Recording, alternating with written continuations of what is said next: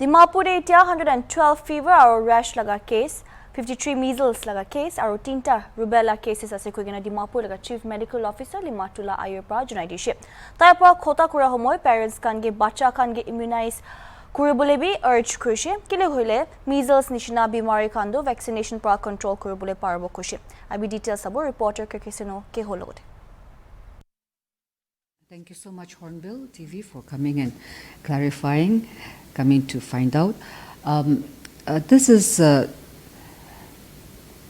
a matter of concern for us, any measles cases that come up, because we are now in the elimination measles and rubella elimination phase, and that's by 2023, that's this year. And so even a single case becomes a concern for us. So the figures that you have mentioned is from the beginning of the year till now. The cases that have come up, it's been reported from the health units, the various health units, including the private sectors. And so each case that comes to us that they suspect it to be either measles or rubella, we take samples and we send it for confirmation. Treatment will go as it is. Now, and so out of the 112 cases of fever and rashes that we got within the month of May to July this year, 53 were confirmed for measles and 3 were confirmed for rubella.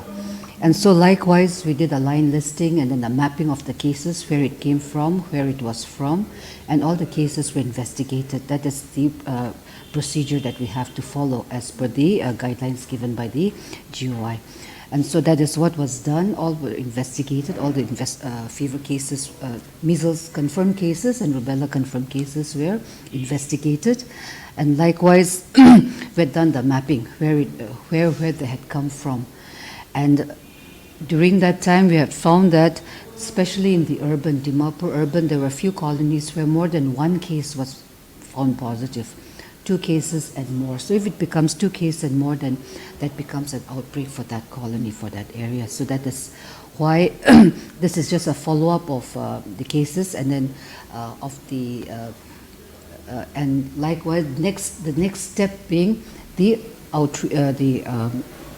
outbreak response immunization that has to be carried out. So for these cases, from the 4th of October till the 14th, we will be having these sessions in the various colonies where the outbreak had happened. Now the outbreak will not be only confined to one small colony because of the proximity of the other colonies as well. So we're taking around 34 colonies from Dimapur urban. And so we're covering all those areas.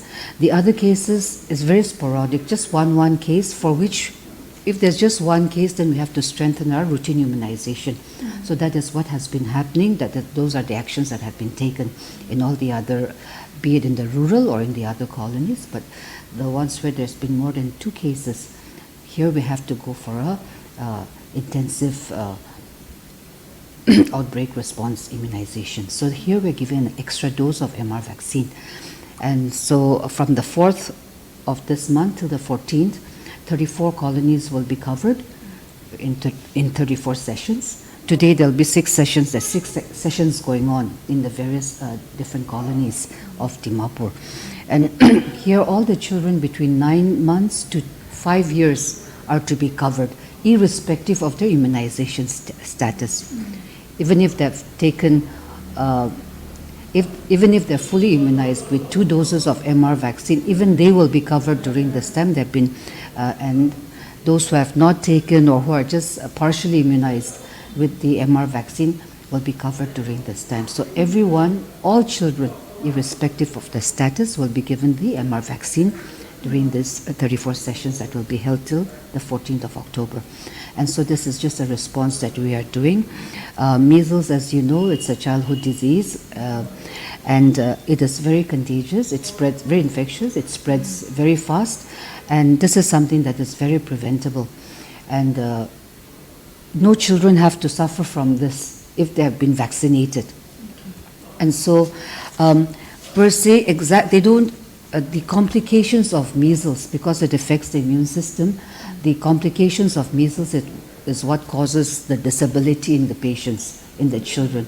it can go further. They can have a respiratory tract infection, or they may have acute diarrheal diseases, which can lead to severe dehydration. And if they are not fortunate enough, or if then even death can occur from that. Malnutrition is also one of the effects of the measles once they suffer from measles. It's a self-limiting, measles per se is self-limiting, but then the effects of the virus leads to the other the long-term effects. So this is which is very preventable.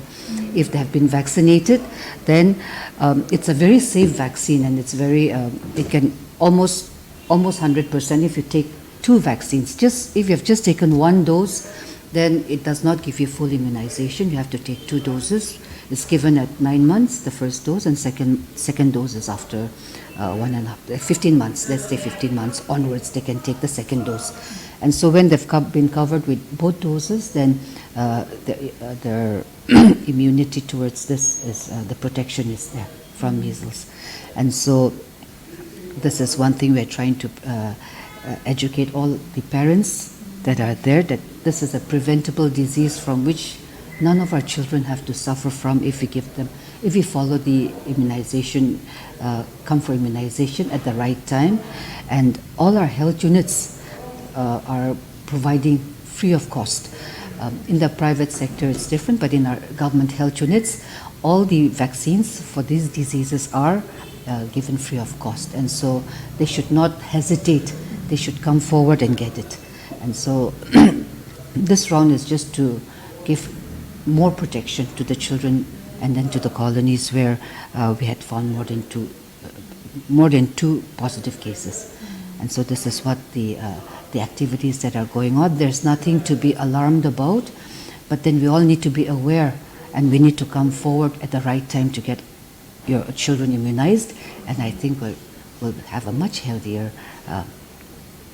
children. We have a lot of parents who are very hesitant because after immunization, after a vaccine, sometimes the child may have a little bit of fever. There may be swelling at the site of the injection. That is just natural. I think all of us have experienced that when we have had an injection, a little bit of swelling, redness might be there. It may be a little painful. And so, so these are the things that deter the parents from coming again for the second or for the third dose. And so we should not hesitate. This is just for a day or two of a little bit of discomfort.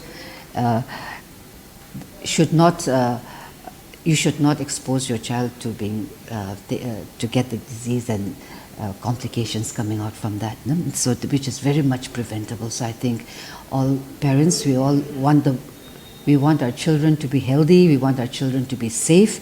And so just 1 or 2 days of discomfort should not deter us from getting our immunization, the child immunized.